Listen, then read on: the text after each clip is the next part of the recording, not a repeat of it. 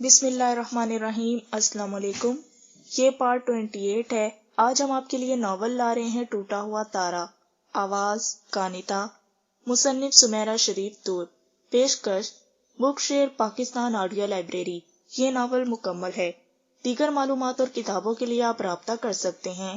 What's app number 03332495,373 یا پھر call number 0300291960 پہ محمد اظہر لطیف سے۔ تو آئیے سنتے ہیں ناول ٹوٹا ہوا تارا کا پارٹ 28، صفحہ نمبر 237 سے۔ گاؤں سے یہ لوگ وقت پر ہی روانہ ہوئے تھے، مگر گھر آتے ہوئے ٹریفک کی وجہ سے تینوں لیٹ ہو گئے تھے۔ ان لوگوں کے گھر پہنچنے تک 9 بج چکے تھے۔ سبھی لوگ اپنے اپنے کاموں پر روانہ ہو چکے تھے۔ گھر آتے ہی شاہ زیب صاحب اور شیوار دونوں تیار ہوئے تھے۔ شاہ زیب صاحب شیوار کو کالج اتارنے کے بعد خود ڈرائیور کے ساتھ اپنے آفس آ گئے تھے۔ آج شاہ زیب صاحب 4 دن بعد آفس کے کام دیکھ رہے تھے، 11 بجے تک وہ خاصے مصروف رہے۔ پھر انہیں ذرا فراغت ملی تو عباس کے کمپیوٹر سیکشن کے لیے انہیں نیو اپائنٹمنٹ کی لڑکی یاد آ گئی۔ عباس کے سلیکشن کے لیے جو لڑکی اپوائنٹ کی تھی وہ کیسی کارکردگی شو کر رہی ہے؟ انہوں نے اپنے سامنے بیٹھے فاروقی صاحب کو دیکھا، جو ان کے نہ صرف سیکیورٹی کے امور سر انجام دے رہے تھے بلکہ باقی تمام شعبوں میں بھی وہ اوور آل منتظم اعلیٰ کی حیثیت رکھتے تھے۔ سر، وہ تو اس دن ویسے ہی چلی گئی تھی۔ اس دن فاروقی صاحب کو شاہ زیب صاحب سے یہ معاملہ ڈسکشن کرنا یاد نہیں رہا تھا۔ اس کے بعد وہ اب آفس آئے تھے۔ کیا مطلب؟ وہ چونکے۔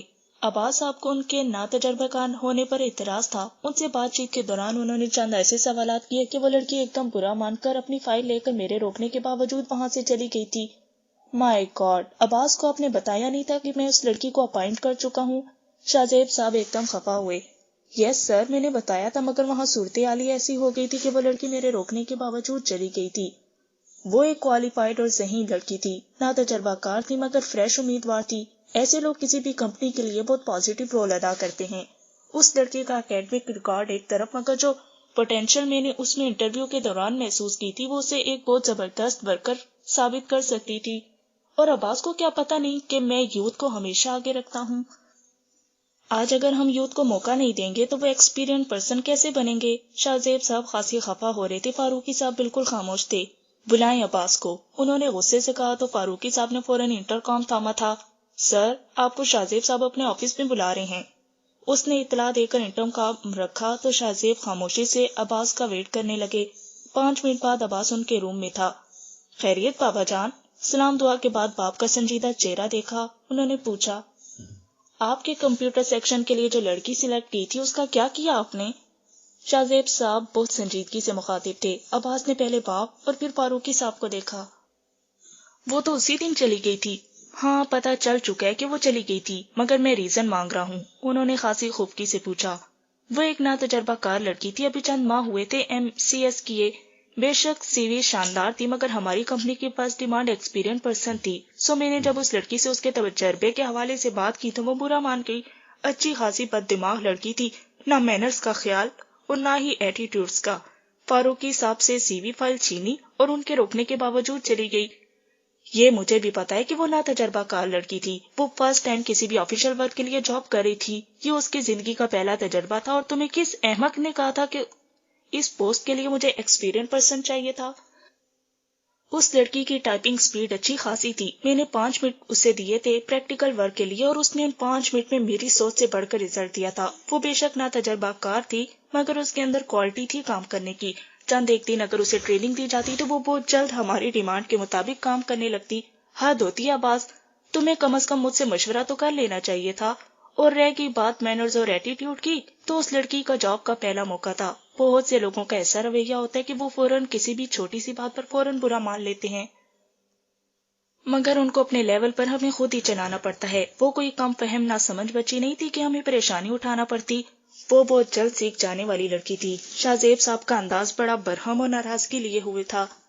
اوکے، میں مان لیتا ہوں، مگر بات تو پھر وہی ہوگی نا کہ ایسے لوگوں کو پہلے سب کچھ سکھائیں اور پھر کام کروائیں۔ باپ کے ناراض لہجے پر اس نے بھی سنجیدگی سے کہا، اب تو جیسے تمہارے سارے کام ہو رہے ہیں نا، کم عقلی کی بھی حد ہوتی ہے۔ ان 3-4 دنوں میں اس بچی کی اچھی خاصی ٹریننگ ہو چکی ہونی تھی، انہوں نے بیٹے کے الفاظ پر خاصی ناراضگی سے کہا۔ فاروقی صاحب کے سامنے ایسی گوشمالی پر عباس کے چہرے کا رنگ بدلا تھا۔ فاروقی صاحب آپ کے پاس اس بچی کا کوئی کانٹیکٹ نمبر تو ہوگا نا؟ نہیں، وہ جاتے وقت اپنی سی وی ساتھ لے گئی تھی، فاروقی صاحب نے سہولت سے کہا۔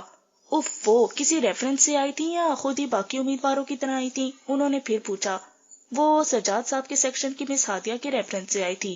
اس کا مطلب ہے کہ مس ہادیہ کے پاس اس بچی کا کوئی کانٹیکٹ نمبر ہوگا۔ ایسا کریں مس ہادیہ کو بلوائیں۔ انہوں نے عباس کو مزید کچھ بھی کہنے کے بجائے فاروقی صاحب سے بات کی۔ جی سر۔ فاروقی صاحب نے انٹر کام اٹھا کر متعلقہ سیکشن پر رابطہ کیا۔ مس ہادیہ آپ کے پاس اس دن جو لڑکی عباس صاحب کے کمپیوٹر سیکشن کے لیے آئی تھی، ان کا کوئی کانٹیکٹ نمبر ہے؟ فاروقی صاحب ہی ہادیہ سے بات کر رہے تھے، باقی دونوں بس دیکھ رہے تھے۔ اوکے، آپ وہ کانٹیکٹ نمبر لے کر شاہ زیب صاحب کے آفس میں آ جائیں، ہری اپ۔ السلام علیکم سر۔ 2-3 منٹ بعد وہ شاہ زیب صاحب کے آفس میں تھی۔ وعلیکم السلام، آئیں بیٹھیں، شاہ زیب صاحب نے کہا تو وہ سامنے رکھی کرسیوں میں سے ایک پر بیٹھ گئی۔ ہادیہ نے اپنے سیل میں سے نمبر نکال کر فاروقی صاحب کو سیل تھما دیا۔ آپ ایسا کریں کہ ابھی اس نمبر کو نوٹ کریں اور اس بچی کو کال کریں، میں خود اس سے بات کرتا ہوں۔ اب روز میں نئے اشتہارات دیتا پھروں اور بیکار میں لوگوں کا انٹرویو کرتے لوگوں کے ساتھ اپنا بھی وقت ضائع کرتا پھروں۔ مجھے اپنے انتخاب پر پورا بھروسہ ہے، آپ ابھی کال کریں، میں دیکھتا ہوں وہ کیا کہتی ہیں۔ شاہ زیب صاحب نے کہا تو فاروقی صاحب نے فوراً سر ہلاتے ٹیبل پر رکھے ٹیلی فونز کے کئی سیٹ میں سے ایک اپنی طرف کھسکا لیا۔ اب ہادیہ کے سیل سے نمبر دیکھتے ٹیلی فون سے ڈائل کر رہے تھے۔ السلام علیکم۔ دوسری طرف رابطہ ہو چکا تھا۔ وعلیکم السلام، جی مس رابعہ سے بات ہو سکتی ہے؟ انہوں نے پوچھا۔ جی بات کر رہی ہوں، آپ کون؟ وہ دوسری طرف سے کہا گیا۔ میڈم میں علی انٹرپرائزر کمپنی سے بات کر رہا ہوں، پچھلے دنوں آپ کی سلیکشن ہماری کمپنی میں ہوئی تھی۔ فاروقی صاحب نے حوالہ دیا تو دوسری طرف وہ لڑکی فوراً فروختہ ہوئی۔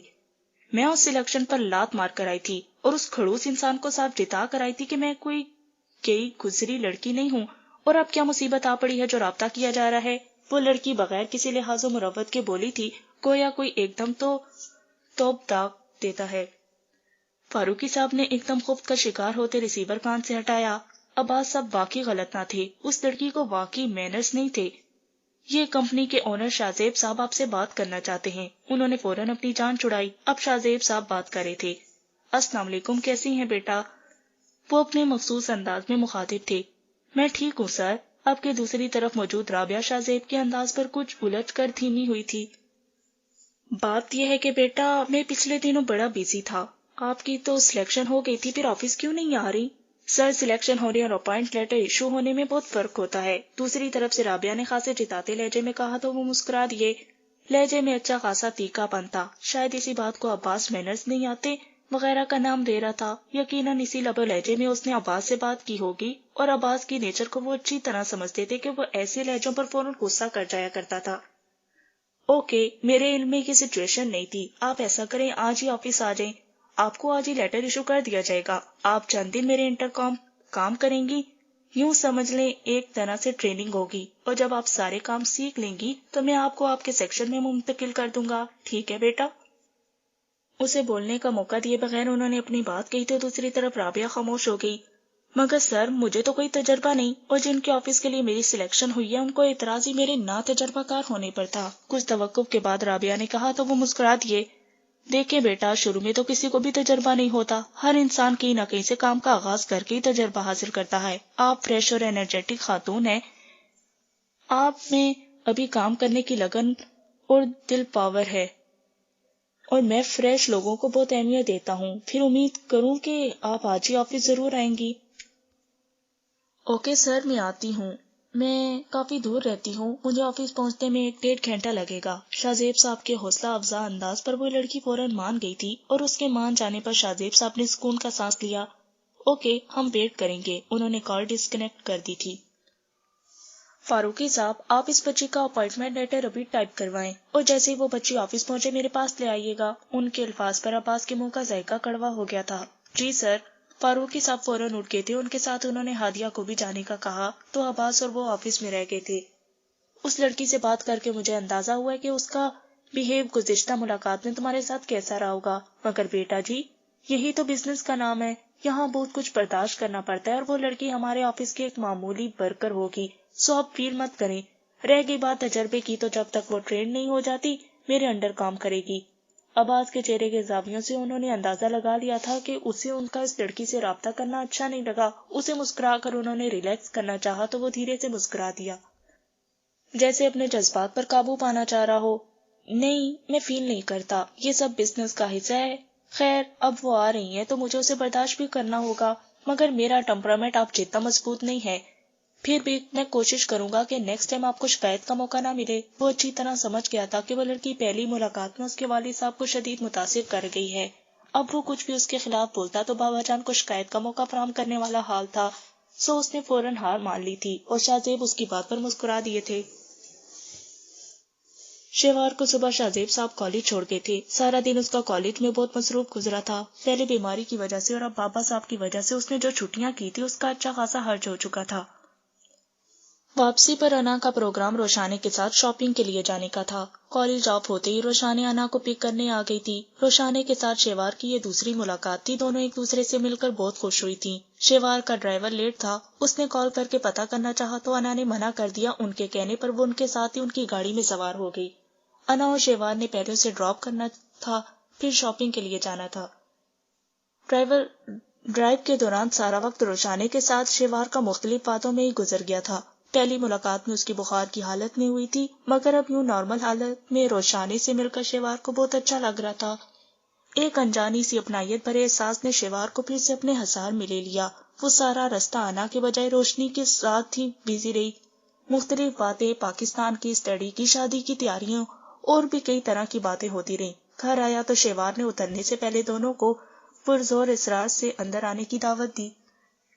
اس طرح اچھا نہیں لگتا یوں دروازے تک آ کر چلے جانا. ماں جی کو علم ہوا تو وہ بہت خفا ہوں گی. اس کی دعوت پر انکار کر دیا گیا. بھئی، ہم کوئی باقاعدہ پلاننگ کے ساتھ تو ادھر آئے نہیں. پرامس رہا پھر کسی دن باقاعدہ چکر لگائیں گے. اب تو شاپنگ کے لیے جانا ہے. انا نے پھر منع کر دیا. ماں جی بہت خفا ہوں گی مجھ پر. اس نے دوسرا حربہ استعمال کیا تو وہ ہنس دی. کوئی بات نہیں، ہماری طرف سے معذرت کر لینا. تمہارے سامنے ہی تو ہے. پہلے ماما کے بوتیک جائیں گے، وہاں سے انہیں ساتھ دیں گے، پھر کہیں اور چکر لگائیں گے. 3 تو ہمیں بچ گئے. انا نے پھر سہولت سے منع کر دیا. اوکے، مگر نیکسٹ ٹائم کوئی ریلیف نہیں دوں گی. محترمہ، آپ بھول رہی ہیں کہ ہم آپ کے ہاں پہلے بھی چکر لگا چکی ہیں. اب تمہاری باری ہے. روشانے دونوں دوستوں کے درمیان بیٹھی مسکرا رہی تھی. روشانے کی شادی پر ضرور آؤں گی. چلو ٹھیک ہے، کار دینے چکر لگاؤں گی. ابھی ضد مت کرنا. Okay ma'am. ویسے روشانے، آپ سے یہ دوسری ملاقات ہے، مگر آپ کو دیکھ کر، آپ سے مل کر ایک روحانی خوشی حاصل ہوئی ہے. شکریہ. شہوار کی اس قدر محبت پر روشانے نے اس کے دونوں ہاتھ دبائے تھے. وہ ان دونوں کو اللہ حافظ کہتے اندر چلی آئی تو لاؤنج میں ماں جی سمیت لائبہ بھابھی، صبا اور عائشہ تینوں موجود تھی. وہ اندر جانے کے بجائے پہلے اپنے کمرے میں گئی تھی. چینج کر کے منہ ہاتھ دھو کر وہ لاؤنج میں چلی آئی. السلام علیکم. اندر داخل ہوتے ہی اس نے سلام کیا. وعلیکم السلام. تم کس کے ساتھ آئی ہو؟ ڈرائیور تو گھر پر ہی تھا. مہرالنساء بیگم اسے دیکھتے ہی پوچھنے لگی. انا اور روشانے کو شاپنگ کے لیے جاتے ہوئے ادھر سے گزرنا تھا، وہی ڈراپ کر کے گئی ہیں. ماں جی کے پاس بیٹھتے اس نے جواب دیا. اچھا، ان کو اندر کیوں نہیں بلوایا؟ ماں جی نے فوراً کہا. میں نے تو بہت اصرار بھی کیا، مگر دونوں مانی ہی نہیں. کہہ رہی تھی کہ وہ لیٹ ہو جائیں گی، پھر کبھی صحیح. کھانے میں کیا ہے؟ بھوک بہت لگی ہے. صبح بھی بھاگ دوڑ میں کچھ نہیں کھایا. کالج میں بھی سارا دن اتنی بھاگ دوڑ میں مصروف گزرا کہ کچھ کھایا پیا ہی نہیں. کچن میں جانے سے پہلے اس نے لائبہ بھابھی کو دیکھا. کچھ خاص نہیں بنایا، بس صبح کو جو کچھ بھی تھا ابھی کھا پی کر فارغ ہوئے ہیں. رات ڈنر باہر کرنے کا پروگرام ہے. اگر زیادہ بھوک لگی ہے تو میں کچھ بنا دیتی ہوں. بھابھی نے مسکرا کر شیڈول بتاتے اٹھنا چاہا تو اس نے منع کر دیا. رہنے دیں، فریج میں کچھ نہ کچھ فریز ہوگا، میں اس میں سے خود لے لیتی ہوں. ویسے یہ رات ڈنر کس خوشی میں ہے اور سب جا رہے ہیں کیا؟ اس کے سوال پر تینوں کھلکھلا کر ہنستی تھی. شہوار نے تعجب سے سب کو دیکھا اور پھر ماں جی کو. ان کے لبوں پر بھی دھیمی سی مسکراہٹ تھی. یہ ڈنر کس خوشی میں ہے؟ یہ تمہارے لیے سرپرائز ہے، اور ہم سب جا رہے ہیں، عباس بھائی اور سجاد دونوں سمیت، بس ماں جی اور بابا جان کے سوائے، جس میں تم بھی شامل ہو. اس لیے شاندار طریقے سے ریڈی ہونا ہے. مغرب تک سب کو ریڈی رہنے کا الٹیمیٹ مل چکا ہے. عائشہ نے ہنستے ہوئے بتایا تو بول جی میں بھی. مگر یہ الٹیمیٹ دیا کس نے ہے؟ اسی نے جو ڈنر کرائے گا. صبا نے مسکراتے ہوئے کہا. پھر ڈنر کون کرا رہا ہے؟ وہی جس نے الٹیمیٹ دیا ہے. لائبہ بابی کا انداز چھیڑنے والا تھا. وہ ہنس دی. بھئی، یہ سرپرائز ہے اور یہ سرپرائز ہوٹل جا کر ہی کھلے گا، سو ڈونٹ وری. اور یاد رہے، بہت زبردست انداز میں تیار ہونا ہے. عائشہ نے یاد دہانی کروائی تو وہ محض سر ہلا کر کچن میں چلی آئی. فریج میں کوفتوں کا سالن موجود تھا۔ اس نے وہاں موجود رخشندہ کو روٹی بنانے کا کہا اور خود سالن نکال کر گرم کرنے لگی۔ کھانا کھاتے ہوئے بھی رات کا سرپرائزنگ ڈنر ذہن پر طاری رہا۔ کھانا کھانے کے بعد وہ واپس اپنے روم میں آ گئی۔ رات بھی تابندہ بھی کے ساتھ باتیں کرتے اور باقی رات سوچتے گزر گئی تھی، اور پھر باقی سارا دن کی بھاگ دوڑ، اور اب وہ کچھ دیر ریسٹ کرنا چاہتی تھی۔ عصر کی نماز پڑھ کر وہ لیٹ گئی تھی۔ اس کا ارادہ تھا کہ 1-1.5 گھنٹہ وہ سو لے گی تو فریش ہو جائے گی، اور پھر جب سب ڈنر پر جائیں گے تو وہ بھی ریڈی ہو جائے گی۔ اس نے کون سا خاص ریڈی ہونا تھا، بس لباس ہی تو بدلنا تھا۔ ہار سنگار تو وہ پہلے بھی نہیں کرتی تھی۔ وہ بہت گہری نیند سوئی ہوئی تھی۔ گزشتہ راتوں کا رت جگا تھا یا سارے دن کی تھکن، مگر اس وقت نیند بہت بھرپور تھی۔ آنکھ ایک دم زور زور سے دروازہ پیٹے جانے کی آواز پر کھلی تھی۔ اف، اس وقت کون آ گیا؟ کمرے میں ہر طرف گہرا اندھیرا تھا۔ دروازہ لاک کر کے سوئی تھی۔ اس کے ذہن میں یہی تھا کہ گہری رات ہے اور اس وقت پتہ نہیں کون آ گیا۔ اس نے اپنے سرہانے پڑا موبائل اٹھا کر دیکھا تو وہ چونکی۔ شام کا وقت تھا، مغرب کی نماز کا وقت گزر رہا تھا۔ ہڑبڑا کر اٹھی، موبائل ایک طرف پھینک کر بغیر اپنے حلیے کی طرف دھیان دیے مسلسل بجتے دروازے کے پاس آ کر دروازہ کھول دیا۔ اف، کیا مصیبت ہے؟ دروازہ توڑنے کا ارادہ ہے کیا؟ وہ اپنی رو میں بولی تھی، مگر سامنے مصطفیٰ شاہ زیب علی کو دیکھ کر سٹپٹائی تھی۔ میڈم، جس طرح سب آپ کے روم کے دروازے پر آ کر تباہ آزمائی کر چکے ہیں، ایسے عالم میں بس دروازہ توڑ دینے کی کسر باقی رہ گئی تھی۔ مصطفیٰ نے کہتے ایک نگاہ شیوار پر ڈالی تو نگاہ ٹھہر کر رہ گئی۔ نیند سے بھری آنکھیں، سوئے جاگے حواس، اس کی آنکھیں بڑی دل نشین اور قاتل سی لگ رہی تھی۔ مصطفیٰ کو پا کر وہ خود بھی سٹ پٹا کر فوراً پلٹی۔ پہلے اس نے سرہانے پڑا دوپٹہ اٹھا کر کندھوں پر پھیلایا اور پھر بالوں کو ہاتھوں سے درست کرتی پلٹی۔ اگر رات تم صاف لفظوں میں ماں جی اور بابا کے ساتھ آنے کا بتا دیتی تو کیا فرق پڑ جاتا تمہیں؟ وہ مزید کہہ رہا تھا۔ شیوار نے بس ایک نگاہ اس پر ڈالی اور پھر مغرب کا وقت تنگ پڑتے دیکھ کر اسے جواب دینے کے بجائے واش روم میں جا گھسی۔ وضو کر کے واپس روم میں آئی تو مصطفیٰ جا چکا تھا۔ اس نے آرام سے مغرب کی نماز ادا کی، ابھی دعا مانگ رہی تھی کہ عائشہ اور صبا نقصک سے تیار اس کے کمرے میں چلی آئیں۔ کتنی غلط بات ہے شیوار کہ تمہیں کہا بھی تھا کہ مغرب تک ریڈی رہنا، پھر بھی تم لیٹ ہو گئی۔ عائشہ نے آتے ہی کہا تو وہ دعا ختم کرتے منہ ہاتھ پھیر کر کھڑی ہو گئی۔ جانا کدھر ہے؟ اور یہ سب ڈنر وغیرہ کس خاص ہستی کی طرف سے ہے اور کس خوشی کے اعزاز میں ہو رہا ہے؟ بھئی، یہ تو خاص سرپرائز ہے، اور پہلے سرپرائز بیان کر دینے کی بات وعدہ خلافی ہوگی جو ہم سیکنڈ پارٹی سے فائنل کر چکے ہیں۔ عباس بھائی اور سجاد بھائی دونوں بھی تیار ہو چکے ہیں۔ مصطفیٰ بھائی بھی ابھی آفس سے لوٹے ہیں، وہ خود بھی تیار ہو رہے ہیں۔ تم بھی اب فٹافٹ تیاری کرو، مزید ضائع کرنے کے لیے ہمارے پاس وقت نہیں ہے۔ مصطفیٰ کا نام سن کر وہ چونکی تھی۔ پہلے جی چاہا کہ انکار کر دے، مگر پھر خواہ بچکانہ حرکت کرنے والی بات تھی، سو خاموش رہی۔ الماری سے لباس دیکھنے لگی اور پھر ایک سادہ پنک کلر کا لباس نکالا تو عائشہ کپڑے دے کر فوراً بول اٹھی، خبردار، ایسا بے ڈھنگا لباس پہن کر جانے کا سوچنا بھی نہیں۔ ادھر ہٹو، میں خود دیکھتی ہوں کوئی خاص لباس۔ عائشہ اس کے ہاتھ سے لباس لے کر واپس الماری میں لٹکاتے اب خود لباس دیکھ رہی تھی۔ وہ ایک طرف کھڑی ہو گئی اور پھر اس نے ایک ہلکا پھلکا فینسی امبرائڈری سے سجا سیاہ ڈنر سوٹ باہر نکالا تو شیوار سوٹ دے کر فوراً بول اٹھی، ہم کسی فینسی ڈریس شو یا شادی میں نہیں جا رہے جو ایسا سوٹ پہن کر جاؤں۔ ہم پبلک پوائنٹ پر جا رہے ہیں، ایسی جگہوں پر ایسا سوٹ پہن کر جانے کا تصور بھی نہیں کر سکتی میں۔ اس نے فوراً نفی میں سر ہلایا تو عائشہ نے گھورا، ابھی تم پر اتنا بڑھاپا نہیں طاری ہوا جتنی تم ایجڈ بننے کی کوشش کرتی ہو۔ اپنی ایج کے مطابق حرکتیں کرنا بھی نارمٹی ہی ہوتی ہے، اور جو ایسا نہیں کرتا یا تو وہ سو کالڈ ریبل ہوتا ہے یا پھر یہاں سے کھسکا ہوا ہوتا ہے۔ عائشہ نے اپنی کنپٹی پر شہادت کی انگلی رکھ کر گھماتے ہوئے اشارہ کیا تو وہ چپ ہو گئی۔ ان لوگوں سے بحث کرنا اس کے بس کی بات نہیں تھی، سو اس نے ہار مان لی۔ کپڑے پریس ہی تھے، اس نے بغیر ایک لفظ بھی کہے عائشہ سے لے کر باتھ روم کا رخ کیا۔ چینج کر کے لوٹی تو صبا اس کے بال سنوارنے لگی، جبکہ عائشہ اس کے نہ کرنے کے باوجود بھی اس کی فریش چمکتے چہرے پر اپنی مرضی کے مطابق کچھ لپا توپی کرنے میں کامیاب ہو گئی تھی۔ اس زبردستی پر شیوار کے چہرے پر واضح ناراضگی تھی، مگر دونوں بہنوں کو پرواہ ہی نہیں تھی۔ ادھر دیکھو بد دماغ لڑکی، ایک ذرا سے چینج سے کتنی پیاری لگنے لگی ہو۔ سادگی اچھی بات ہے، مگر کبھی کبھار چینج اپنے دل کو بھی اچھا لگتا ہے، اور جب اللہ نے اتنی پیاری صورت یہ حسین بال دیے ہوں تو بننے سورنے میں کوئی حرج نہیں۔ اس کے ناراضگی سے بھرپور چہرے کو آئینے کے سامنے کرتے عائشہ نے کہا تو اس نے محض ایک پل کو خود کو آئینے میں دیکھا۔ وہ بہت کم میک اپ یوز کرتی تھی، شاید فنکشنز وغیرہ میں ہی، اور اب ایک ڈنر کے لیے اس قدر اہتمام سے تیار ہونا اسے بڑا عجیب سا لگا۔ عائشہ نے اس کے جیولری باکس میں سے سوٹ کے ہم رنگ آویزے نکالے، اس کے کانوں میں سجا دیے اور گلے میں گولڈ کا ایک چھوٹا سا نفیس سا لاکٹ تھا جو تابندہ بی کا تھا، مگر وہ برسوں سے شیوار کے گلے کی زینت بنا رہتا تھا۔ بقول تابندہ کے یہ لاکٹ ان کے والدین کی نشانی تھا اور یہ گفٹ اب شیوار کے گلے کا حصہ تھا۔ بہت پیاری لگ رہی ہو، عائشہ نے بہت محبت سے کہتے اس کا رخسار چوما تو شیوار گلو گلنار ہوتے حیا سے سمٹ سی گئی۔ وہ دونوں بھی اچھی خاصی اہتمام سے تیار ہوئی تھی، مگر شیوار کو اپنی تیاری پر کچھ عجیب سا لگ رہا تھا۔ کمرے سے باہر نکلنے سے پہلے شیوار نے اپنا بیگ، موبائل اور چادر ضرور لی تھی۔ سوٹ کے ہم رنگ دوپٹہ بے شک اس کے گلے میں تھا، مگر گھر سے باہر وہ چادر کے بغیر نہیں نکلتی تھی۔ اب بھی اس نے چادر اطراف میں پھیلا لی تھی۔ باہر آنے پر ماں جی اور لائبہ بھابھی نے بھی اسے خوب سراہا تھا کہ وہ مزید چمک گئی۔ مصطفیٰ تیار ہو کر وہاں آیا تو سب میں گھری کنفیوز جھیمپی سی شیوار کو دیکھ کر ٹھٹک گیا۔ وہ ہر وقت گھر کی چار دیواری میں بھی اس قدر سادہ حلیے میں ہر وقت بڑی سی چادر اطراف میں پھیلائے رکھتی تھی کہ کبھی گمان بھی نہیں گزرا تھا کہ وہ سچ سمجھ کر اتنی پیاری بھی لگتی ہوگی۔ لائبہ، سجاد، عائشہ اور عباس وغیرہ کی شادیوں میں وہ اہتمام سے تیار ہوئی تھی، مگر اس دوران دل و دماغ میں ایسا کوئی خاص جذبہ تھا بھی نہیں کہ وہ توجہ دیتا، اور اب ذرا سی توجہ دینے پر لگ رہا تھا کہ یہ لڑکی اپنے اندر ایک خاص شعلہ جوالہ حسن رکھتی ہے جو دیکھنے والی نگاہ کو چاروں شانے چت کر دینے والی صلاحیت تو ضرور ہی رکھتا تھا کہ اس جیسا فولادی اعصاب کا مالک انسان، جسے باہر کی رنگینیاں بھی اٹریکٹ نہیں کر سکی تھی، ایک بالکل سادہ مشرقی حسن کے آگے خود کو کمزور محسوس کرنے لگا تھا۔ اس وقت شیوار کا حسن اس کے دل پر ضربیں لگا رہا تھا۔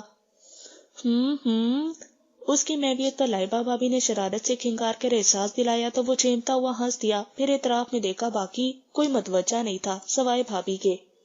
Every body is ready? اس نے اپنی جھیپ مٹانے کو پوچھا۔ اس کی آواز پر شیوار نے غیر محسوس انداز میں اس کی طرف سے رخ بدلا تھا۔ وہ ہنس دیا۔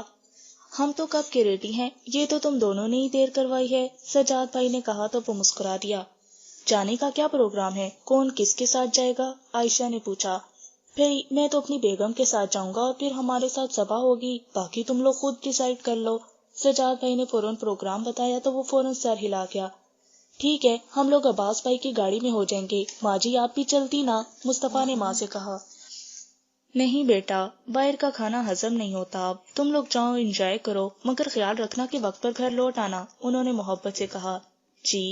وہ سب لوگ ماں جی سے اجازت لے کر باہر نکل آئے تھے۔ صبا، لائبہ، آفاق اور سجاد بھائی پہلے اپنی گاڑی میں روانہ ہوئے تھے۔ عباس بھائی کی گاڑی میں شیوار، مصطفیٰ اور عائشہ موجود تھے۔ عباس گاڑی ڈرائیو کر رہے تھے، ان کے ساتھ فرنٹ سیٹ پر مصطفیٰ تھا، جبکہ وہ دونوں پچھلی سیٹ پر تھی۔ گاڑی کے روڈ پر آتے ہی شیوار نے اندھیرا ہونے کے باوجود چادر اپنے چہرے پر کر لی تھی۔ سارا راستہ دونوں بھائی ہی آپس میں باتیں کرتے رہے تھے، جن کے درمیان میں عائشہ بھی جملہ بازی کر لیتی تھی، تاہم شیوار بالکل خاموش رہی تھی۔ گاڑی ایک شاندار ہوٹل کے پارکنگ ایریا میں رکی، وہاں سجاد بھائی اور باقی لوگ پہلے سے ہی انتظار کر رہے تھے۔ ہال میں ٹیبل ریزرو کروائیں یا فیملی کیبن لے لیں؟ اندر آ کر مصطفیٰ نے لڑکیوں سے پوچھا اور خصوصاً شیوار کو دیکھا، وہ نگاہ پھیر گئی۔ فیملی کیبن ہی لیں، ہال میں آتے جاتے لوگوں کی موجودگی میں ایزی نہیں بیٹھا جائے گا، عائشہ نے کہا تو وہ سر ہلاتا کاؤنٹر کی طرف بڑھ گیا۔ کچھ دیر بعد وہ سبھی فیملی کیبن میں موجود تھے۔ اب تو اس چادر کو پیچھے کر دو، عائشہ نے ٹوکا تو شیوار نے چادر چہرے سے سرکا دی۔ شیوار اور عائشہ ساتھ ساتھ بیٹھی ہوئی تھی، لائبہ بھابھی آفاق کو تھامے صبا کے ہمراہ تھی، جبکہ باقی مرد ایک ساتھ براجمان تھے۔ اب بتا بھی دیں یہ ڈنر کون دے رہا ہے اور کس خوشی کے اعزاز میں؟ اس نے آہستگی سے عائشہ کے کان میں کہا، وہ کھلکھلا کر ہنس دی۔ تمہیں کیا ہوا ہے؟ اس کے کھلکھلا کر ہنسنے پر سبھی متوجہ ہوئے تھے۔ شیوار کو بڑی سبکی کا احساس ہوا، اس کا چہرہ گل رنگ ہوا۔ کچھ نہیں، بس یہ شیوار پوچھ رہی ہے کہ یہ ڈنر کون دے رہا ہے اور کس خوشی کے اعزاز میں۔ یہ تو وہی حال ہوا کہ جانے نہ جانے، گل ہی نہ جانے، باغ تو سارے جانے۔ عائشہ کی بات پر سبھی ہنسے تھے، خصوصاً مصطفیٰ نے بطور خاص شیوار کو دیکھا۔ ویسے مصطفیٰ بھائی یہ تو زیادتی ہوئی نا، یہ آپ دونوں کی طرف سے ہی پارٹی ہے اور آپ ہی دے رہے ہیں، اور یہ اعزاز بھی آپ کو ہی جاتا ہے، پھر بھی بیچاری کو سرپرائز کے نام پر اب تک الجھائے رکھا، بتا دیتے تو کیا تھا؟ صبا نے بھی ہنس کر کہا تو شیوار نے ناسمجھی سے اسے دیکھا اور پھر مصطفیٰ کو۔ اس کے چہرے پر بڑی محسوس کن مسکراہٹ تھی۔ ہاں تو رات جب میں نے محترمہ کو کال کی تھی تب تو صاف کہہ دیا تھا کہ آپ سے مطلب، بھئی جب ہم سے مطلب نہیں تو ہم بھی کیوں اعلان کرتے پھرتے؟ سب کے سامنے مصطفیٰ کا اس کی بات کا حوالہ دینے پر وہ سرخ سی ہو گئی، وہ اب کچھ نہیں سمجھی تھی۔ قصہ مختصر یہ ہے مائی ڈیئر کہ تمہاری اور مصطفیٰ کی بات طے ہو جانے پر ہم سب مصطفیٰ کے پیچھے پڑی ہوئی تھی کہ ایک جاندار سی ٹریٹ ہونی چاہیے. 3-4 دن کے لیے تم گاؤں چلی گئی تو یہ پروگرام ڈیلے ہو رہا تھا. رات بھی ہم نے مصطفیٰ کو گھیر رکھا تو اس نے کہا کہ کل یعنی آج کا ڈنر پکا ہے، مگر تمہارے بغیر ٹریٹ کا مزہ کیسے آتا؟ تو مصطفیٰ نے تمہیں کال کی تھی تاکہ تمہارے آنے کا پروگرام پتا چلے، مگر جواباً تم نے آپ سے مطلب کہہ کر جس قدر عزت افزائی سے نوازا تو محترم چپ چاپ رہ گئے. وہ تو ماں جی سے بات کر کے کنفرم ہو گیا کہ تم بھی ساتھ ہی آ رہی ہو، اور صبح تمہارے آنے پر شکر کا سانس لیا. صبا نے کال کر کے مصطفیٰ کو تمہاری آمد کا بتا دیا تو ہم سب نے آج کے لیے ڈنر کی ٹائمنگ سیٹ کر لی، اور اب اس وقت سب ڈنر پر موجود ہیں. چونکہ ڈنر بطور خاص تمہارے لیے تھا سو تمہیں سرپرائز دینا مقصود تھا. لائبہ نے بڑے مزے سے آہستہ آہستہ بتایا تو وہ عجیب سے جذبات میں گر گئی. ایک بے پناہ خوفی سے لبریز نگاہ مصطفیٰ پر ڈال کر وہ لب بھیج گئی. یہ شخص اچھی طرح جانتا تھا کہ وہ اس رشتے کے سخت خلاف ہے، پھر بھی محض اسے اذیت دینے کو یہ حرکتیں کر رہا تھا. اس کا جی چاہا کہ 1 منٹ بھی ضائع کیے بغیر یہاں سے اٹھ کر چلی جائے. سب کے سامنے وہ شدید خفت، شرمندگی اور خجالت کے جذبات کا شکار ہو رہی تھی. اگر اسے علم ہوتا کہ یہ ڈنر کس خوشی میں دیا جا رہا ہے تو وہ کبھی گھر سے نکلنے کی کوشش نہ کرتی. چونکہ یہ شخص یہ بات اچھی طرح جانتا تھا سو اسے لا علم رکھا گیا. آئی ہوپ تم نے بھی اس سرپرائز کو انجوائے کیا ہوگا، سجاد بھائی کہہ رہے تھے. وہ بغیر کوئی تاثر دیے سر جھکائے ہاتھ پر ہاتھ رکھ کے بیٹھی رہی. انداز یوں تھا کہ اب اسے یہاں موجود کسی بھی انسان سے کوئی غرض نہیں. مصطفیٰ کے اس عمل سے اس کی عزت نفس اور ایگو شدید ہرٹ ہوئی تھی، اور اس کی اندرونی کیفیت کا اندازہ اس کے چہرے سے صاف ہو رہا تھا. اس کے اس انداز پر سبھی نے کن اکھیوں سے ایک دوسرے کو دیکھا. Shehwar don't be serious, it just a joke. Abbas بھائی نے متانت و سنجیدگی سے کہا تو وہ محض سر ہلا کر رہ گئی. اب اس وقت وہ اور کر بھی کیا سکتی تھی؟ کوئی اور وقت ہوتا تو وہ مصطفیٰ سے خوب الجھتی. وہ مصطفیٰ کے پرپوزل سے انکاری تھی. یہ بات صرف تابندہ بھی یا مصطفیٰ جانتے تھے. اب وہ اس طرح ریئیکٹ کرتی تو وہ خود بخود اپنی انسلٹ کروانے والی بات تھی. خواہ دوسروں کی خوشی بھی ملیا میٹ ہوتی. سب نے یہی سمجھا تھا کہ اس کے اندر اس سرپرائز کو انجوائے کرنے والی حص ہی نہیں، جبکہ اصل بات تو کسی کے علم میں بھی نہیں تھی. اس نے خود کو نارمل کرنے کی کوشش کی. مصطفیٰ بھائی کھانا منگوائے، بہت بھوک لگی ہوئی ہے. شیوار کے چپ چاپ محض سر ہلا دینے پر عائشہ نے سب سے پہلے سنبھلتے باقی لوگوں کو بھی بحال کیا تھا. مینیو تم لوگ سلیکٹ کرو، میں آرڈر لکھوا دیتا ہوں. کن اکھیوں سے ارد گرد دیکھتی شیوار کو دیکھتے مصطفیٰ نے کہا تو وہ سبھی لوگ مینیو کارڈ کی طرف متوجہ ہو گئے، جبکہ شیوار اسی طرح ہاتھ پر ہاتھ دھرے بیٹھی رہی تھی. سب نے اپنی اپنی پسند کا آرڈر لکھوا دیا. شیوار کا سنجیدہ انداز تھا سو سب نے بھی چھیڑ خانی سے پرہیز کیا، ورنہ عائشہ کی زبان تو ایسے موقعوں پر خوب چلتی تھی. 1-2 بار اس نے کچھ کہنا بھی چاہا تو عباس بھائی نے اسے آنکھوں ہی آنکھوں میں منع کر دیا. کھانا سرو ہوا تو سبھی کھانے لگے. شیوار کا موڈ اندرونی طور پر اس قدر آف ہو چکا تھا کہ بس حد نہیں، مگر محض دوسروں کے سوالوں سے بچنے کے لیے اس نے بھی اپنی پلیٹ فل کر لی تھی. مگر سلاد کے چند ٹکڑوں کے علاوہ ایک لقمہ بھی حلق سے نہیں اتارا گیا تھا. وہ یوں ہی پلیٹ میں چمچ چلاتی رہی. لائبہ کو آفاق مسلسل تنگ کر رہا تھا. نہ بھابھی خود کھا پی رہی تھی اور نہ ہی اسے کھلا پا رہی تھی.